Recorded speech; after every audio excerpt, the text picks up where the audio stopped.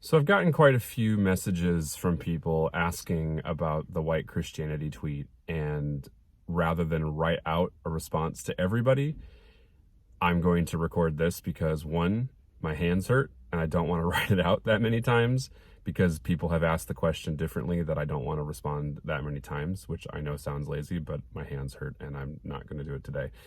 And the other reason is that way, in case anybody else is interested, then they get the response too. And hey, it's a vlog, so you're welcome. White Christianity isn't designed to fix the world because it's designed to help the self escape problems. And that's the first thing that you have to understand about white Christianity. And when I say white Christianity, I'm talking about European based forms of Christianity that are largely populated by what would be considered white people. This doesn't mean all white people. This doesn't mean all churches. Disclaimers, whatever. You know what I'm saying. Whiteness that has Christianity in it. And yes, it is that way, not the other way around. So where to look and where to figure out what I'm talking about, there's not a book you can read about it. There's not a particular thing you can do about it in terms of what you like. I can't point to you to 5 journal articles and read this and then you'll understand my argument. You have to do a lot of reading.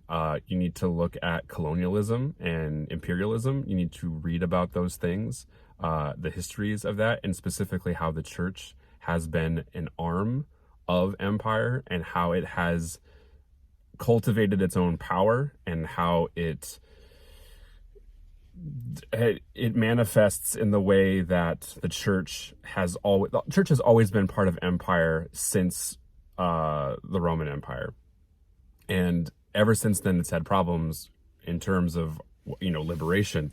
So I think the first thing you need to do is, if you're not up on colonialism and imperialism and the histories associated with that and how the church is involved, go search for that. Go look online, literally type in how the church was involved in colonialism and start there. The other thing I think you would need to do is to look up the ways in which, and I'm thinking mostly evangelical here because that's been my background. That's where I grew up, and that's where I have some points of contact still. I'm not an evangelical, but that's how I grew up.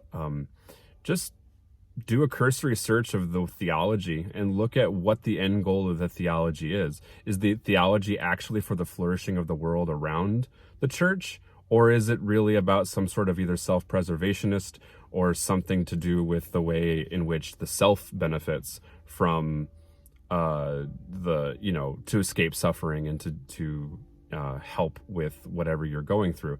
And to be clear, I've always maintained that the world begins with me. The world begins with you. The world begins with the self. So that's not a bad thing in and of itself. The problem that I've observed, and what was the basis for my tweet, is that it stays at the level of the self and it really never leaves that.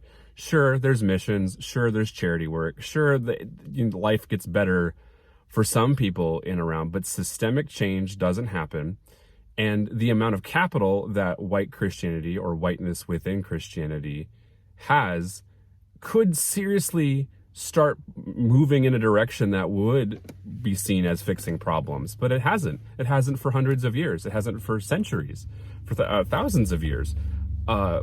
There easily could have been a huge shift by now, but there hasn't. So I would say those two main things: histories of colonialism and imperialism and how the church has been involved in that, and then linking that up to how today most Protestant theology done by white people tends to be about the self. Very limited in terms of racial justice, climate justice, things that actually impact the world. So start reading those things and then you'll start seeing the bigger picture.